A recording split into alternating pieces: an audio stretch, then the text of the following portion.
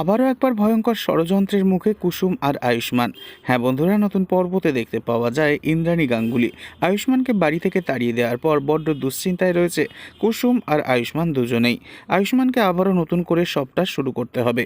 তবে কুসুম ভাবতে থাকে আজ তার জন্যই সমস্ত কিছু হয়েছে। গুন্ডাদের তাড়া খেয়ে কোনো মতে প্রাণ বাঁচিয়ে আয়ুষ্মান আর কুসুম আশ্রয় নেয় একটা মন্দিরে। সব হারিয়েও কুসুমের কোলে মাথা রেখে এক টুকরো শান্তি খুঁজছিল আয়ুষ্মান। আর কুসুম পরম স্নেহে আয়ুষ্মানের মাথায় হাত বুলিয়ে ওকে শান্ত করার চেষ্টা করছিল।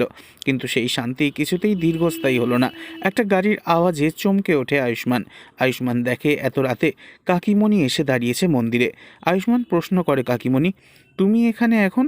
নিশ্চয়ই পুজো দিতে আসনি। কি চাও তুমি কাকিমণি? তখন কাকিমণি হাসতে থাকে। তবে কি দেবলীনার ষড়যন্ত্র মাফিক আয়ুষ্মান আর কুসুমকে কি দেবে কাকিমণির নতুন আশ্রয়ের ঠিকানা? নেক্সট আপডেট নিয়ে ফিরছি খুব শীঘ্রই। ততক্ষণের জন্য সাবস্ক্রাইব করে আমাদের সাথেই থাকুন। ধন্যবাদ।